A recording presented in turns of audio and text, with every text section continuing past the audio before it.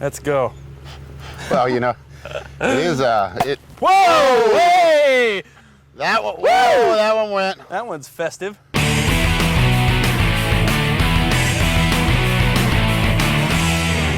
Here we are again. I am Bill Manley. I'm the product development manager at Sierra Nevada Brewing Company. I'm Terrence Sullivan, assistant brewmaster and field educator. So, field educator, where the hell are we? Well, we're in a field. Actually, to be precise, we're in an orchard, and this is a sugar plum orchard. Yes, it is. Like the name suggests, sugar plum orchards produce sugar plums, and sugar plums are very sweet plums. We're harvesting today. Harvesting today, yes. Right now, here in ripe and ready. Sunny September in Northern California. Anyway, this particular orchard, there are many around the area, but this one happens to be on the grounds of the Abbey of New Clairvaux. And the Abbey of New Clairvaux is a cloistered monastery filled with monks who are members of the Order of the Cistercians of the Strict Observance. And Cistercian monks, all Cistercian monks, but specifically Cistercians of the Strict Observance, follow the rule of St. Benedict. And St. Benedict was an Italian saint, obviously, as the name suggests. And one of the rules that St. Benedict had is that the monks need to live by the work of their own hands. And so what the monks here do... So they work a lot. They work a lot. And so the monks here spend their days in kind of prayer and meditation and then do manual labor. And the kind of manual labor they're doing right now is harvesting prunes, which is in fact manual labor. You saw some of the machines over there, but this is pretty hot. Well, they're plums, really. Yeah, plums. Yeah. You know, hot, dusty work. They've got plums, they've got walnuts, they've got some grapes here. We're on about 600 acres of property here at the monastery. It's pretty historic property. The monks from the Abbey of New Clairvaux and Sierra Nevada have joined up a few years ago to do collaboration for the Ovila Abbey Ale series. And kind of the concept behind it is that, you know, monks have been brewing beer for centuries. And so we're kind of taking some inspiration from that, you know, monastic brewing tradition. And then we're kind of bringing some of our American innovation. And specifically for 2013, which is a new kind of evolution for the Ovila series, we're actually going to use a lot of the products that are grown here on this working farm. Hence sugar plums. And we are going to be producing a Belgian strong dark ale brewed with some sugar plums, and it's actually kind of a cool flavor component, the sugar plums are. Right. Well, you get almost hints of sugar plum and, I mean, plum notes and you know, like big, heavy, you know, dark Belgian beers, you know, like quads and stuff like that. Doubles, you know? quads, sure. I mean, there's a kind of malt called Belgian Special B, and that's really famous for kind of giving raisin and plum and prune and date, that really and all kind of dried fruit, like dark, rich fruit character.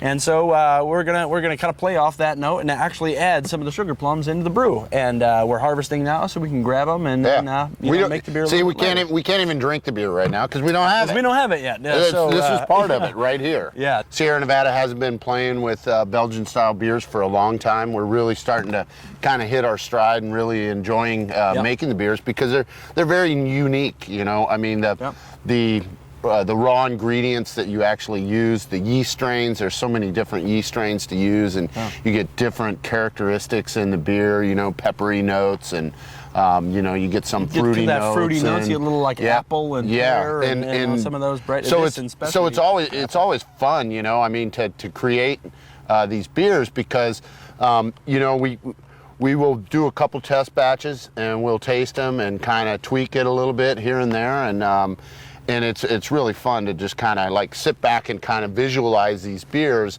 but really not know what's going to happen until you know it gets in the tank. It's kind of big concept, and you're putting all the pieces together, and then it all comes together. Like, God, it's a really nice beer, and you take a sip, and it's good. I mean, Sierra Nevada is pretty famous for being a hop-forward brewery, an American-style brewery.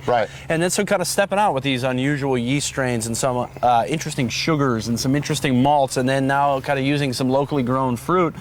I mean, that's really kind of a departure for us. And for me, I find it pretty interesting. You know, I've been at the brewery for almost 19 years now, and to see the evolution of like where we're going and what we're doing is really fun. Because I mean, if you would speak to us 10 years ago and say, oh yeah, you're going to make a Belgian quad with sugar plums. It's like, nah, we're not putting any fruit in beer. Yeah. Fruit beers for sissies. Yeah, we'll make pale porter stout, and that's it. You know? But I mean, it's funny. I mean, just like the palate and the kind of drinking tastes of the entire country seem to be evolving a little bit, and a little bit more eager to try some of these more esoteric styles, a little more out of the box.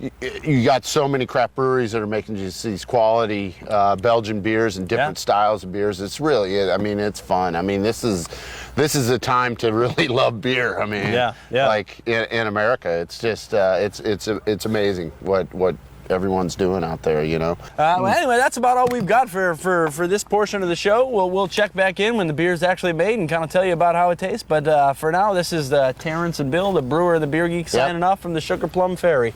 Whoop. Hi, so we're back. The last time we spoke, we were sitting at a table in the middle of a dusty plum orchard in Northern California. Here we are in our natural habitat, back inside of a cozy bar. It is January, and this beer is just about to come to market. Here we are enjoying the fruits of our labor with Ovila Abbey Quad with Plums. This is a really delicious beer. I'm really proud of it. I'm really proud of the way that it turned out. You know, a beer with plums, it's a little off the scale for us. I mean, it's something very new. Although this beer does contain plums, it's in no way a fruit beer. I mean, we use the plums to add that extra bit of complexity, both in the flavor and the aroma of the finished thing.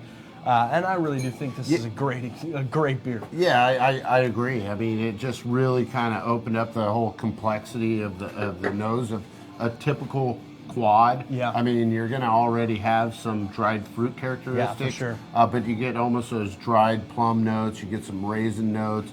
You get some date notes in this thing. Also, too, the maltiness of this beer. You get a real nice toffee, almost caramel notes in this beer, and also being 10.2% alcohol, it doesn't really taste that way. I mean, not at all. It's got a dry, really super dry finish. Yeah, for what it is. Yeah. Yeah, and it comes on sweet and then finishes dry. Yeah. And you know, I think that's the use of our using Belgian candy syrup. Yeah, I mean, that's something the Belgians talk a lot about. They talk about digestibility in their beer, and what they're really talking about is that use of sugar. And so what happens is sugar is a lot more easily digestible by yeast than, say, maltose, which is the type of sugar that comes from malted barley. And so what happens is you add this Belgian candy sugar, and the yeast eats that first and attacks it, gets a big head of steam, so the yeast is really healthy and virile, and then starts working on that maltose and really brings the finishing gravity of the beer down quite low in the end, which leads to a much more dry finish than if you made, say, a 10% beer with all malt. With all malt, you would never get the residual sugars down far enough to make it such an easy drinker. Oh, it'd be always have a big, sweet, heavy body, pretty sweet, and you'd have to balance it out with a bunch more hops or something like that, so it just didn't overpower you with sweetness. This is a lot more drinkable. It's a great food beer. It goes with a lot of different things, from kind of roasted meats all the way up to dessert. It's just a really versatile beer. Yeah, I mean, definitely so. We like the beer. The monks like the beer. We think you'll like the beer too. Check it out when you can. Look for it now. Cheers. Oh boy! This plum keeps coming. You better take that one home. He clearly likes you.